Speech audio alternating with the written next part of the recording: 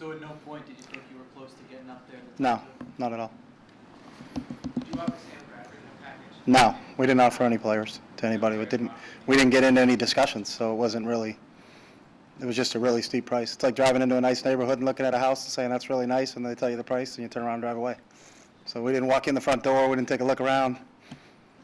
So, I think part of our plan, as we've said all along, is that we're going to build this team, and we still think there's a lot of value in this draft and in future drafts. So, we want to try to hold on to our picks if we can. Is it fair to say that in a perfect world, Marcus Mariota was your prime target in this draft if the price was right?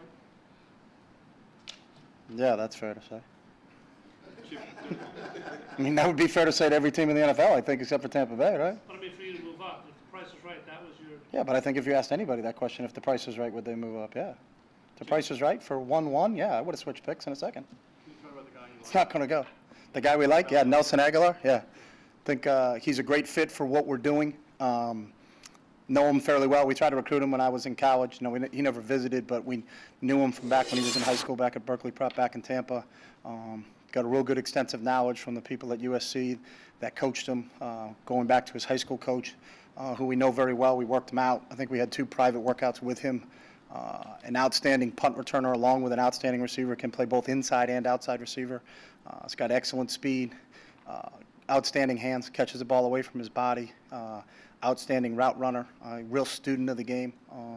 We were really excited, and he was, kind of what our model is. He was the best player that was available for us that fit our system, and so we were excited that he was there. We're kind of afraid, kind of weathering a storm there a little bit, especially from 15 to 20. Was he going to be available?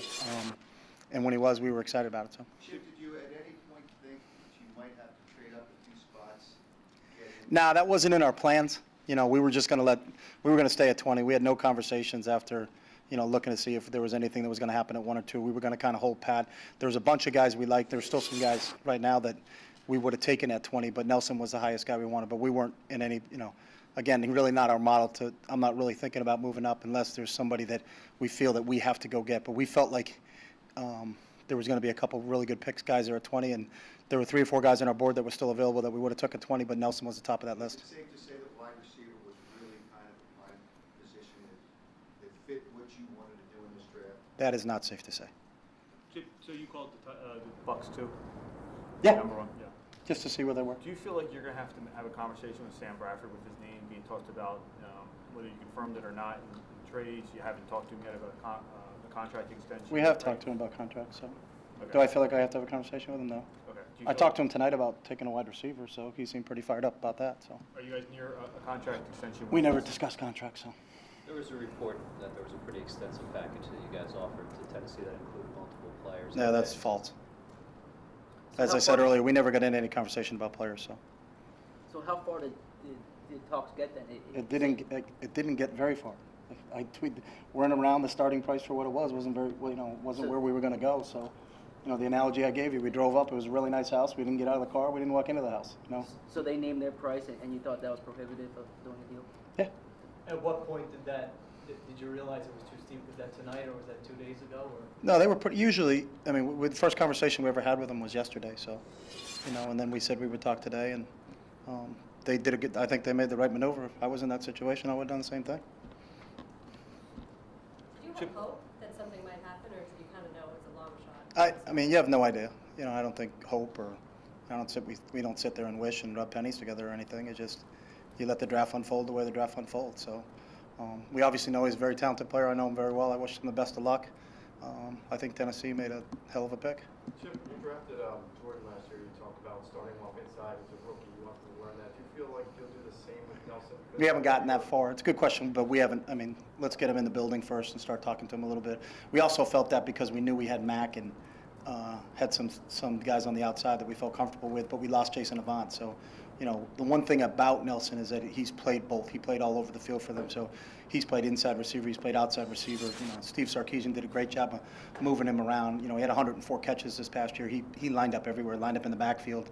Real versatile guy, real smart guy, really understands the game. So I think in his situation, you could line him up anywhere, and I think he can handle that from a mental standpoint. But where they're going to play and all that other stuff we're a ways away. We're still in April. We got a lot of time. We'll get him in here next week for minicamp and then start going from there. Did anything that happened 4-year pick surprise you? Weren't a lot of trades or anything? Did it go pretty much No. how you thought it was going to go? Not how I thought it was going to go, but in this league, nothing surprises me. So, I mean, Did receiver become a priority after Jeremy left, or was that a position we're looking at? no, I mean, we're looking at the best players, and I think it's a reach when that need part of it crosses over the talent part of it. And right now, we still felt there was a lot of talented guys on the board. He was our highest rated guy that we felt fit for what we do. So that's really kind of the way it was. I think when you get in trouble is when you start to reach, and when need circumcedes talent, then I think you're in a bad situation. So we tried to stay away from that. If you would pull up to this house and you were only armed with draft picks, and let's say they let you get out of the car and they let you come in the house and they let you talk with them and let you have Mariota, would you have been prepared to have 6 quarterbacks? I mean, would have been the scenario that you would have been presented with? I would have seen if I could get another house. So I would have had 7. Jim, where is Sam Bradford right now? I mean, where is he in his He's in Philly. He's here today. I expect to see him tomorrow rehabbing.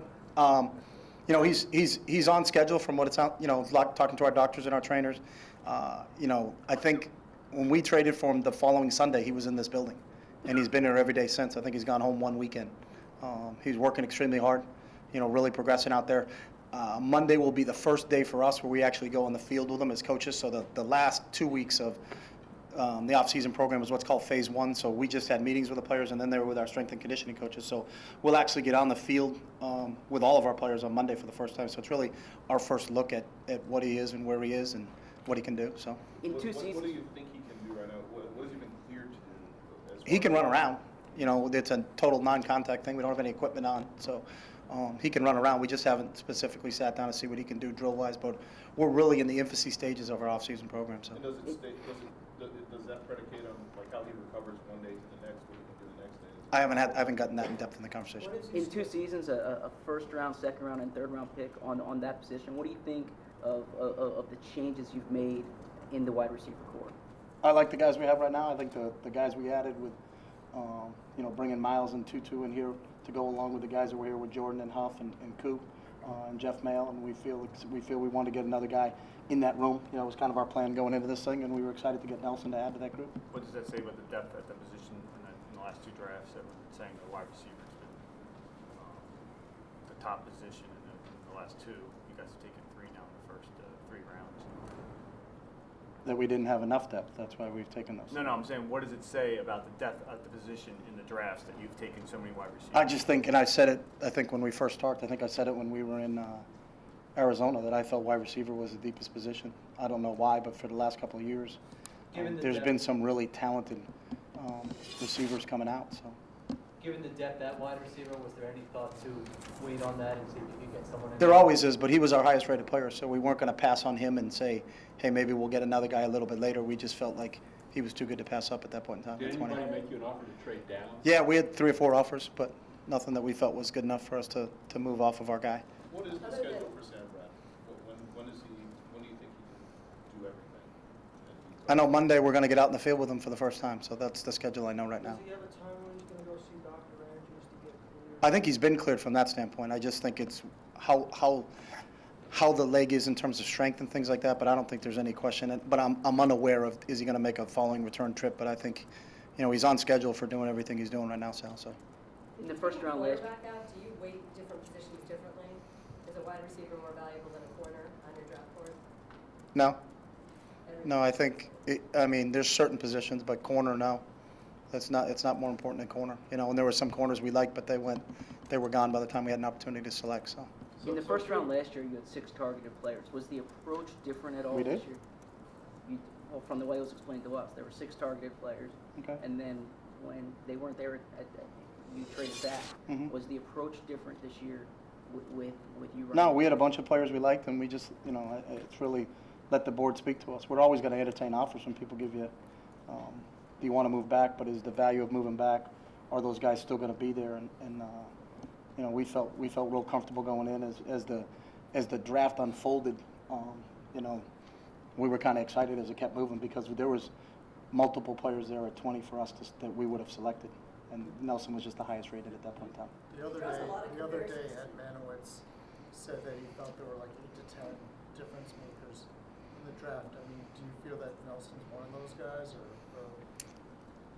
You know, I don't know that. I'm not that smart to pick who's going to be a difference maker and not be a difference maker. I know Nelson's a really good fit for us. So. Coach, he draws a lot of comparisons to Jeremy Macklin, the quarterback. Do you see that? Are they similar type players? Size-wise, they are. You know, I mean, they both have their different strengths. Mac had different, you know, is a little bit different. They're a little bit different, I think. You know, I think Mac is more of an outside receiver, an outside, really good outside, down the line receiver. I think Nelson is a inside, outside guy. So, you know, but I think size-wise, they're almost identical. How does he fit in terms of what you guys do? Whether you run the route tree, the blocking, how does he? He fits in all that. That's why we thought he was, you know, when we got to know him. I know Steve Sarkisian real well. I know what USC's doing.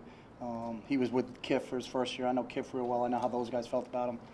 I mean, I saw him firsthand when we played against him. He had 6 catches for 162 yards in front of my face. So I knew he's a productive player from when he walked in as a freshman. And he just kept getting better and better, you know. And you throw in the fact that he has that ability as a punt returner, which will help us with Darren. Obviously, Darren's our punt returner. But, you know, to have that other guy out there, you know, that, you know, I don't think if we take Darren off the field on a punt return, you're missing a beat when you put Nelson in there. I think he's a dynamic returner, and I think he can play both and really excel at both positions here. Chip, you have 3 young receivers, obviously, that you like, drafting them in the first 3 rounds. Can you sort of let out a sigh of relief and say, okay, I've got my receiving core and I can let them grow for several years?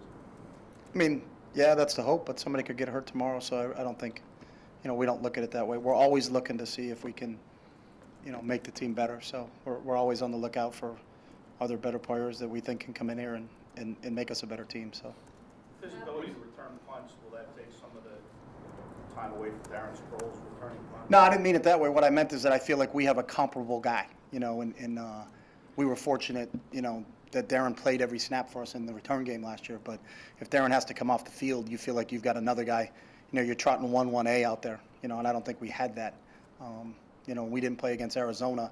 We put Mac back in for the first time. Mac hadn't returned a punt since he was back as Missouri, I think. So, you know, I think having that, it gives you a little bit more of a luxury that you feel like you have 2 solid punt returners in Sproles and Nelson. So. When you spoke to us last month, it seemed by trading for Sam Bradford, you talked about Mariota, and you talked about you thought it would be really hard or impossible to trade up to the top of the draft. And I was right. Was there ever a point between then and now when you thought it might be more reasonable? No, I think it played out exactly the way I thought it was going to play out.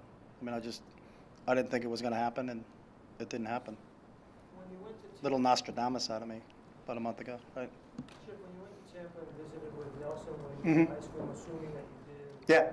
What were your impressions of him and his family when you met his parents and stuff? I didn't. We were at the high school, so it was a private work. I met his coaches. So what were your impressions of him as a high school? he's a, I guess the best way to say, just dialed in as a football player. I mean, he's in the Jordan Matthews category in terms of his approach to the game, you know, and always striving to be better. I think the great thing about Nelson is he has a growth mindset, not a fixed mindset, and he's always trying to get better. What is his edge? And you talk to the people he worked out with. I know he worked out with Yo Murphy, a former NFL receiver that was training him down there in Tampa, and, you know, he's like a sponge when it's just the game of football. When he came here and we had him on a visit here, it was, you know, we were in the room with him for a long time because of the questions he had for us about how do we attack this coverage, what do we do here. I think, you know, he's one of those guys that's just really a student of the game, you know, and I think you get excited when you're around guys like that. He's just trying to soak up everything that you can spit out in terms of being able to give him coaching points, and he's always trying to get better, whether it's from a physical standpoint, improve himself physically, from a route running standpoint, from just a mind standpoint in terms of how to run routes, how to do things, how does he fit into the scheme. So really exactly what we're looking for in a football player.